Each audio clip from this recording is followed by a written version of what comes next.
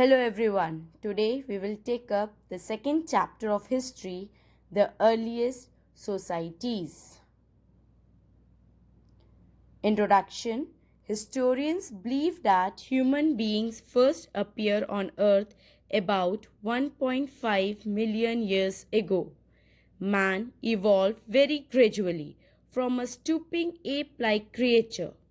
An important change was the ability of man-like creature to balance his feet and stand and walk erect.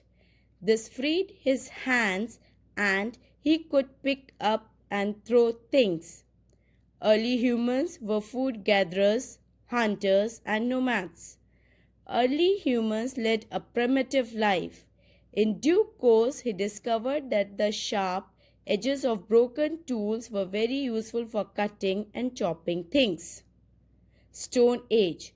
The Stone Age was the period during which stone was the most widely used material for making tools and weapons. It started more than 1 million years ago.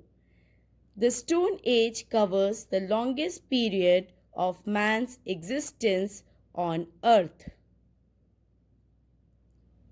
Stone Age is classified into 3 sub-periods on the basis of the type and quality of stone tools used by early humans. Number 1, Paleolithic Age or Old Stone Age. Second, Mesolithic Age or Middle Stone Age. Third is Neolithic Age or New Stone Age. Paleolithic Age. Paleo means old and lithos in Greek means stone. So this is Old Stone Age. The Paleolithic Age was the longest part of the Stone Age. It is considered that evolution of mankind started in this period. It roughly begins around 500,000 BC and ended around 10,000 BC. The Paleolithic period is further subdivided into 3 phases on the basis of changes in climate and stone tools used.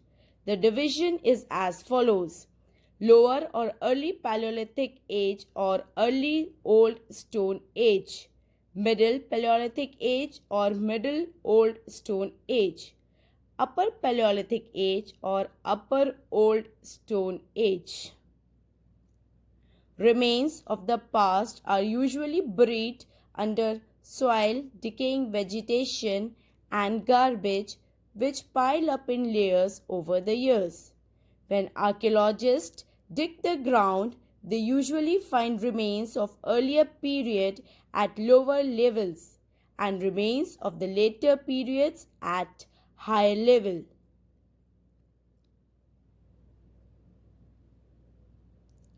Sources. Our idea about the lifestyle of Paleolithic man are based mainly on archaeological finds. These include skeletal remains of man and animals, things made by primitive man, paintings on rock and cave walls. Such remains have been found mainly in Swan River Valley in Pakistan, the upper Narmada region in the Deccan, some places in South India such as Atirampakkam near Chennai. When an archaeologist studies and excavated objects, they found type of soil in which it was buried, type of climate, vegetation of that period. Life of a Paleolithic man. Paleolithic man lived in caves and rock shelters. He was a nomad who wandered from place to place in search of food. He did not know how to produce food. Paleolithic man was known as hunter-gatherers because he survived by hunting wild animals and birds, fishing and gathering wild plants, berries, nuts, roots and tubers. Hence, he is called hunter-gatherer. Hunter-gatherers moved from place to place because of the following reasons. If they had stayed at one place for a longer time, they would have eaten up all the available plant and animal resources. Animals move from place to place either in search of small prey or in search of grass and leaves. That is why those who hunted them had to follow their movements for hunting purposes.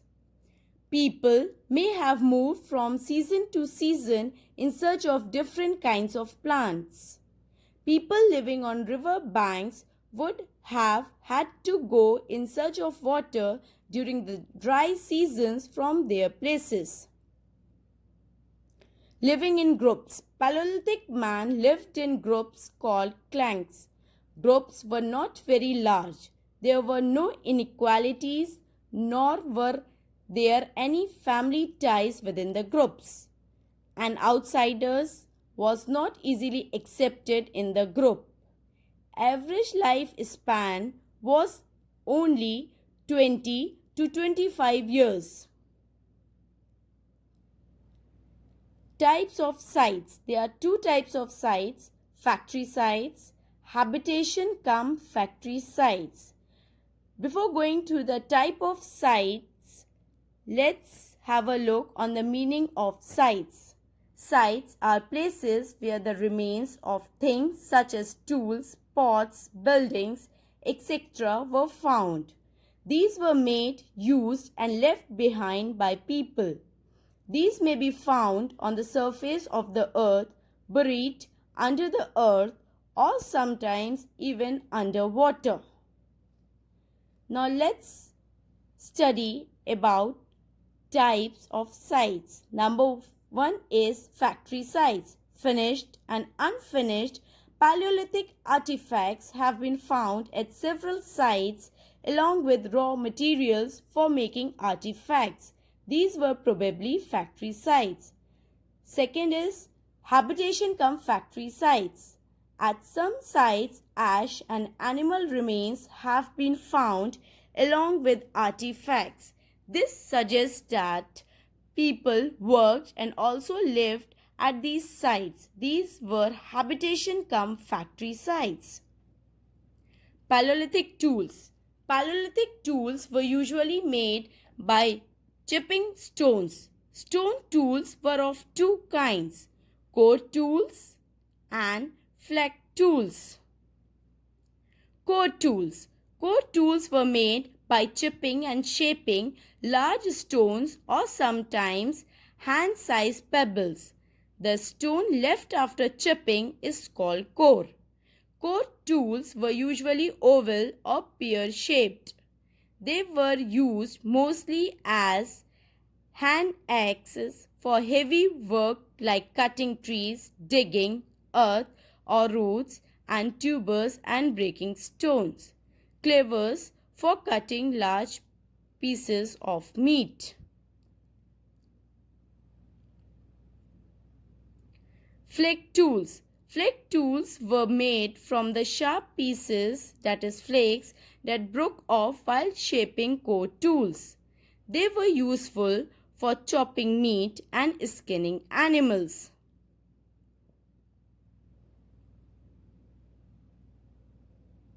Different ways of chipping stone. Stone tools were probably made using two different techniques: direct method or stone on a stone. Second is indirect method or pressure flaking. Direct method or stone on a stone. The pebbles from which the tool was to be made, that is core, was held in one hand, and the stone which was used as a hammer was held in the other hand. The second tool was used to strike off flakes from the first till the required shape was obtained. Second is indirect method or pressure flaking. This method was used during the late Paleolithic period. In this method, the core was placed on a firm surface. The hammer stone was used on a piece of bone or stone that was placed on the core to remove flakes that could be shaped into tools. Discovery of fire. Remains of ash at some Paleolithic sites lead to the conclusion that fire was known to Paleolithic man. As man did not know how to make fire, he had to take turns with other members of the group to keep it burning continuously. In course of time, while rubbing two pieces of stone or wood together, man incidentally discovered how to light a fire. This was his first major discovery and victory over nature. Uses of fire. Fire could be used for cooking. Fire helped man in lighting a place where there is much darkness. Fire helped man in driving away wild animals. Man used fire to keep himself warm. Paleolithic age in the Deccan.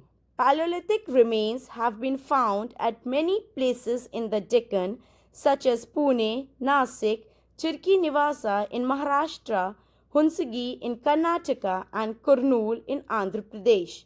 The region around these sites is drained by the rivers Tapi, Godavari, Krishna, Bhima, and Varda and their tributaries. In Paleolithic age, rainfall in the Deccan seems to have been heavier than it today. Large numbers of Paleolithic tools made from pebbles have been found at places on high banks along the rivers. Higher banks further away from the rivers are older than the lower ones, closer to the river. Large pits were probably dug and covered with leaves and twigs to hide them from view. Large animals that fell into the pits and could not get out were killed. The people often hunted with hand axe and spear having wooden handles.